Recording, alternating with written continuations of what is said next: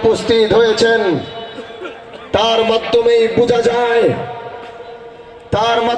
বোঝা যায় এদেশের মানুষ, এদেশের সর্বস্তরের জনগণ, এদেশের সর্বস্তরের মা বোন, এদেশের সর্বস্তরের যুবক ভাইরা তারা কষ্ট করতে রাজি আছে, কিন্তু তারপরও তারা এই মাটিতে ইনসাফ প্রতিষ্ঠিত করতে চায়। আজ আমি হানজালা আপনাদের সামনে দাঁড়িয়েছি। এখানে দাঁড়ানোর জন্য আপনারা যে পরিশ্রম আর মেহনত করেছেন, সেই পরিশ্রম আর মেহনতের কারণে আজ বাংলাদেশ শিবচরের দিকে তাকিয়ে রয়েছে। আমার ভাই আব্দুল্লাহ মোহাম্মদ হোসেন বলল, যে আগে রাজনীতি করতে টাকা লাগবে, পয়সা লাগবে। আমার নেতৃবৃন্দ আমাকে বলেছিল, ভাই শেষ পর্যায়ে যখন রাজনীতিতে নেমেছি, ভাই এত পয়সা এত টাকা, আমি তখন তাদেরকে বলেছিলাম, আমি এই যেই প্রকৃত যেই রাজনীতি আমাদের সামনে, আমি হামদালা সেই রাজনীতি করতে আসি না, আমি নতুন ধারার রাজনীতি করতে এসেছি। এবং আজ শিবচর থেকে গোটা শিবচরের মানুষ প্রমাণ করে দিয়েছে, টাকার মাধ্যমেই শুধু রাজনীতি হয় না, ভালোবাসার মাধ্যমে হয়। আমি এই ইলেকশন করতে গিয়ে কথাটি বলেছিলাম, আমি আমার ইলেকশনে একটা গরু জমাই দিয়ে আমি একটা ব্যক্তিবৃন্দকে খাওয়াতে পারি নাই। আমি আমার একটা ব্যক্তিবৃন্দকে 1 লিটার তেলের টাকা 1 লিটার তেল আমি ভরে দিতে পারি নাই।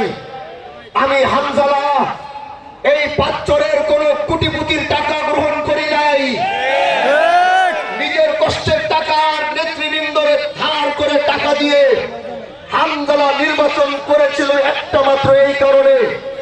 কথাটি আমি অনেক জায়গায় বলেছিলাম, আমাকে অনেকে বলেছে, ভাই তাকে ফোন দেন, সে আপনার সাথে দেখা করতে চায়, কথা বলতে চায়। তাদের সাথে দেখা করলে কোটি কোটি টাকা হয়তো নির্বাচনের জন্য দিত, কিন্তু হানজালা মাথা বিক্রি করে শিবচরে রাজনীতি করতে আসে না।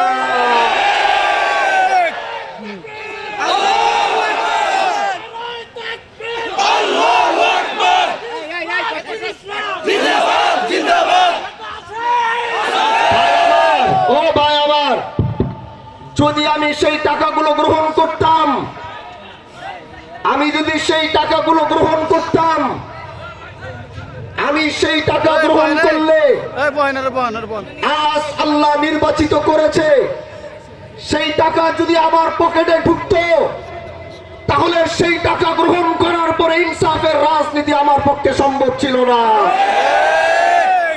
কারণ আজ হয়তো শিবচরের নামে বাজেট আসবে, সেই বাজেট আসার পরে সেই বড় লোকরা আমাকে বলে দিত, ভাই ওইখানে টেন্ডারটা আমার লোককে দিয়ে দেন।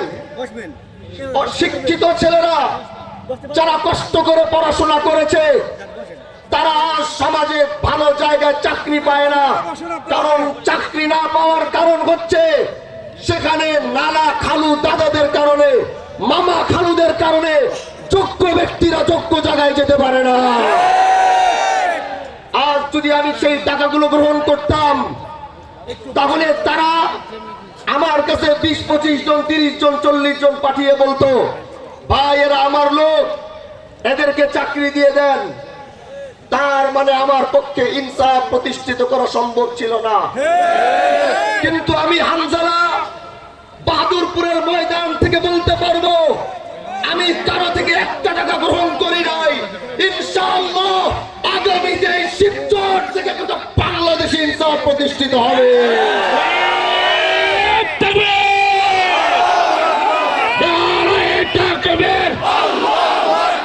ইনকিলাব ইনকিলাব জিন্দাবাদ জিন্দাবাদ, আপস না সংগ্রাম সংগ্রাম সংগ্রাম সংগ্রাম সংগ্রাম দালালির রাজপথ রাজপথ রাজপথ।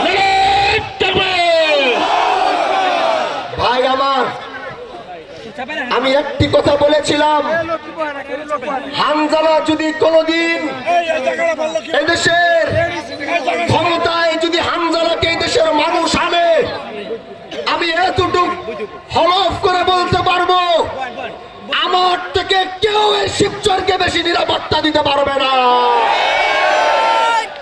আজ এই শিবচরের তার প্রান্তে প্রান্তে সব জায়গায় বলে দিবেন, আল্লাহ যদি কবুল করে প্রথমে এই শিবচরকে অন্যায় অবিচার মুক্ত ঘোষণা করব, প্রথমে এই শিবচরকে মাদক মুক্ত ঘোষণা করব। ভাই আমার, গতকালকেও বলেছিলাম, গরিব মানুষের উপরে শুধু অত্যাচার করা হয়। আমার দেশের ভ্যান চালক, অটো চালকরা পৌরসভা দিয়ে অটো চালাইতে চায় না। জিজ্ঞাসা করি কেন চাও না, বলে পৌরসভা দিয়ে ওইখান থেকে ঢুকলেই টাকা দিতে হবে। এই টাকার কারণে অনেকে সেখান থেকে অটো চালাইতে পারে না। আমি হামদলা বলছি, ইনশাআল্লাহ আমার দেশের কোন গরিব দুঃখীর উপরে আগামীতে অত্যাচার করতে দেওয়া হবে না। ভাই আমার, আরেক মুশকিল, সেটা হচ্ছে চাঁদাবাজি। চাঁদাবাজির কারণে আজ সবাই কষ্টে আছে, ব্যবসায়ীরা কষ্টে আছে, হিন্দু ভাইরা কষ্টে আছে। এতদিন মানুষ মুখ ফুটে কথা বলতে পারে নাই। হামজালাকে যারা ভোট দিয়েছে, অতিরিক্ত সেখানে বোবা ভোট ছিল, কারণ তারা আধিপত্যের রাজনীতির কারণে প্রকাশ্যে হামজালার কাছে আসতে পারে না।